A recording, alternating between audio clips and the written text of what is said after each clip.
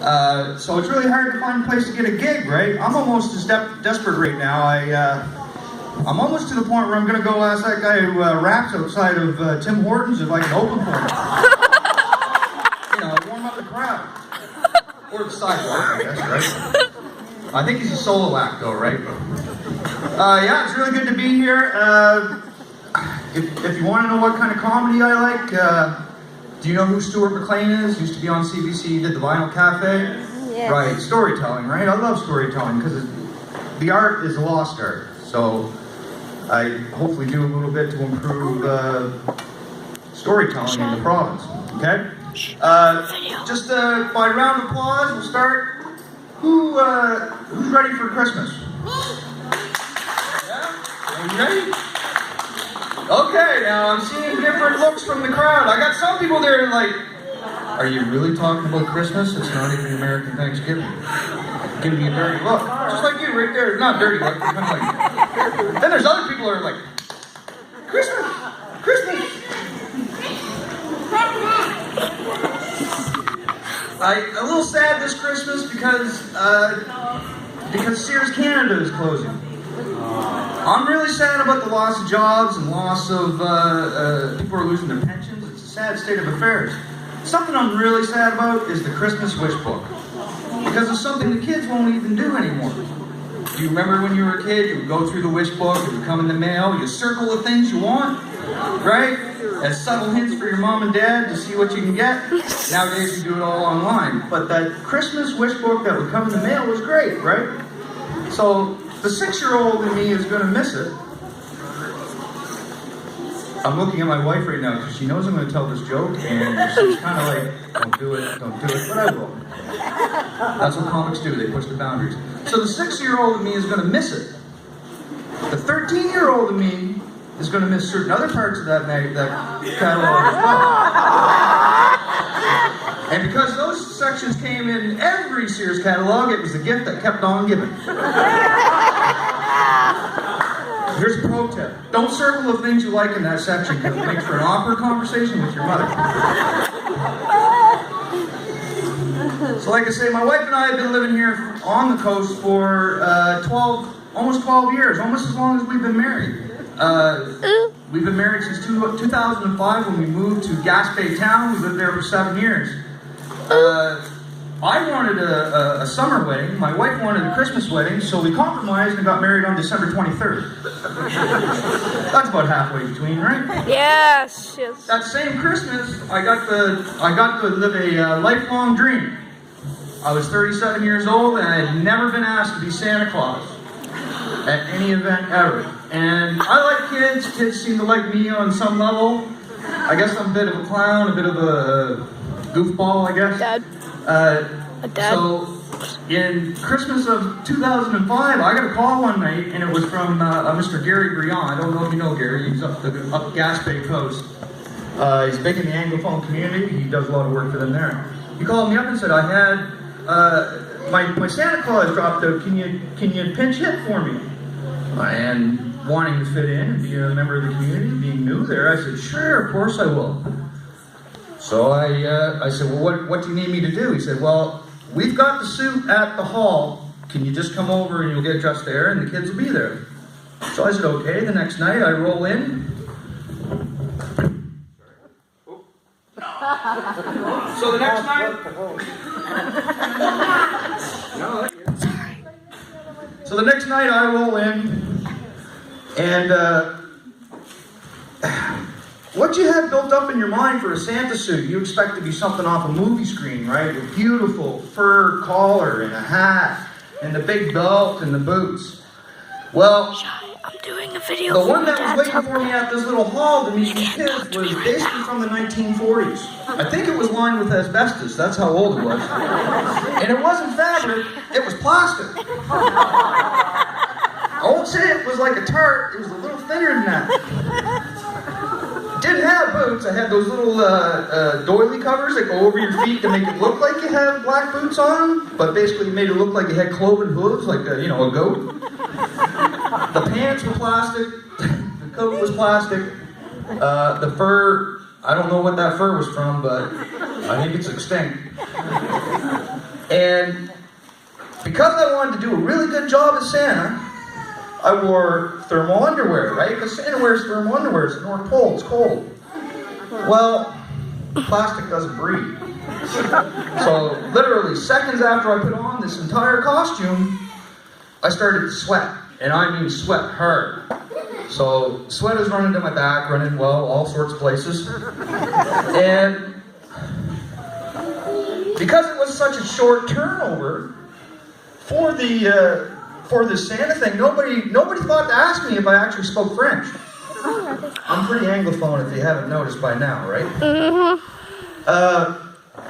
So the lady that helped me get dressed, we were in a little side room, and you could hear the kids out there, all excited. You could hear that dull roar that when you get a group of kids all wound up on sugar, they're ready to go. They want to see Santa, right? So, and kids, you do know that because Santa's so busy, he gets people to help him out, right? We know that? We're okay with that? I don't want to break anybody's heart here, okay? The last, what's that? Yes. Yeah, Ariana to do. Okay. So, the last thing this lady says to me before I leave this room is, so, you ready to go? Do you speak any French? No, not really. She goes, oh, well, here's your garbage bag full of presents. Opens the door. Have fun. Well, that was quite a shock to the system. I didn't think that I would have to speak French at the Christmas party, because I guess I'm not a very smart person, right? So all she did was push me out, and then I heard a click. She locked the door too, so I wouldn't get back in. So here I am on the other side of the door. All of a sudden, that dull roar of all the kids that were going on, it went deathly quiet. And it was, Santa! Santa's here! Now, Santa is supposed to be a big entrance, right? Oh, oh, oh. Now, Santa kind of did one of these things.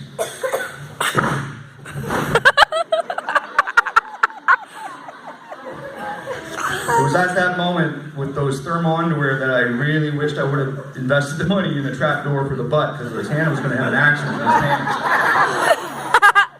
in his pants. The suit itself was like walking in snow pants. You know that sound that makes when you're walking in them? So here's Santa trying to work on his best Nova Scotia 56 average grade 12 French.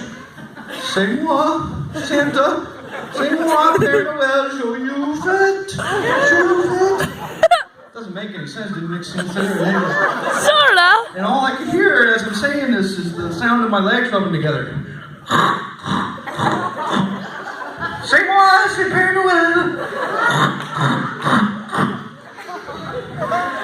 So, the kids are kind of looking at me like a dog looks at a high pit. They're happy to see Santa, but they're like, something's a little off with Santa. So, I knew a few words, phrases in French, but these kids were pretty French, right? So, Cord then phone. this is the first time doing this story, so you gotta bear with me. I mean, I know German. I studied German in high school in Nova Scotia. But I don't think it's gonna work for these kids to speak German to them, because what would you like for Christmas this year? Translated into German to Was broken me, this is going The key is not to starve the child, so it doesn't really depend on any French or any German, sorry.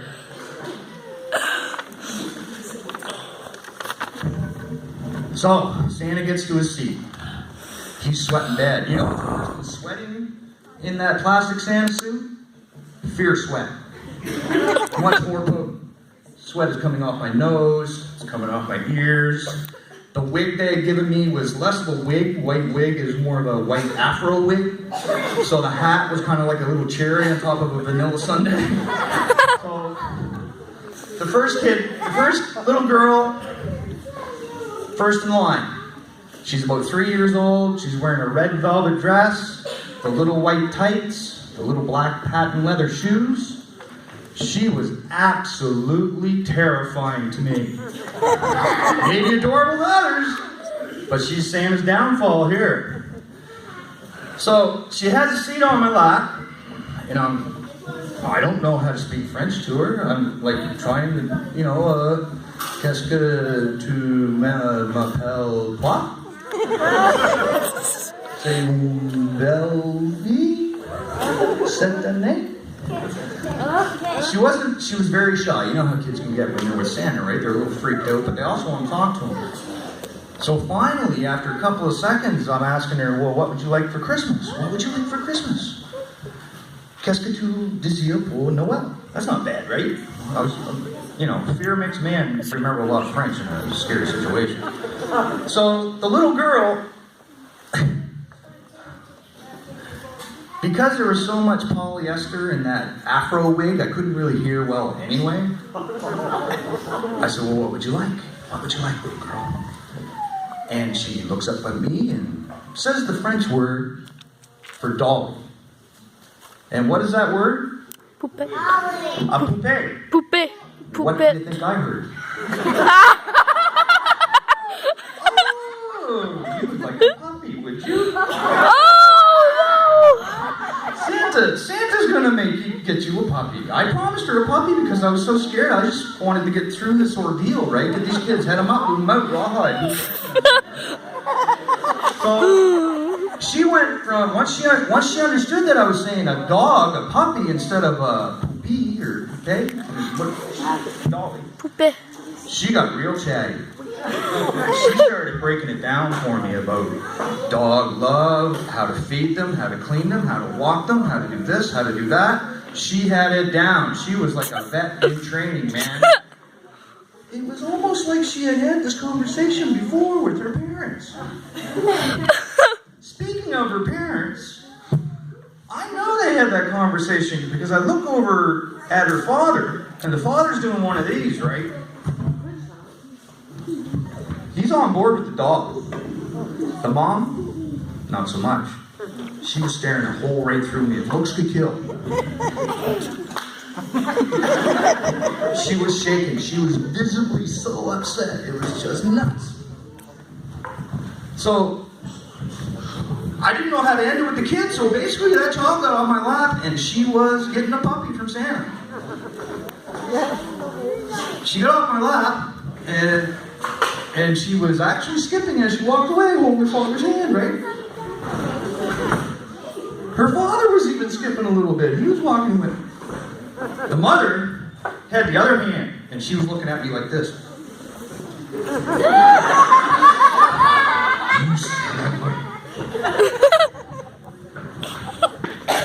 I didn't know what to do. But you know who heard that conversation as well about Santa promising a puppy when the girl asked for a doll?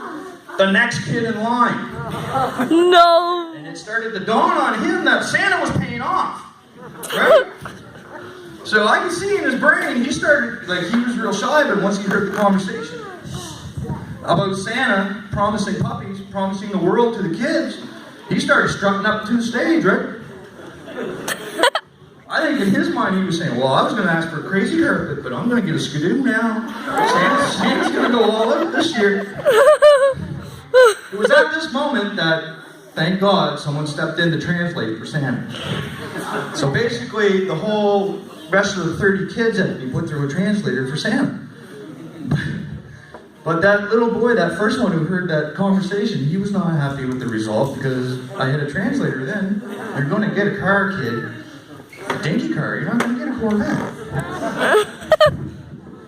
But I really had a good time doing it. But you know what? I probably lost about 5 pounds of water weight. It was just dripping off me, right? I don't know how to end the story. That's my Christmas story. Hopefully I can come up with another one later on for you. Thank you very much, everybody. Have a good night.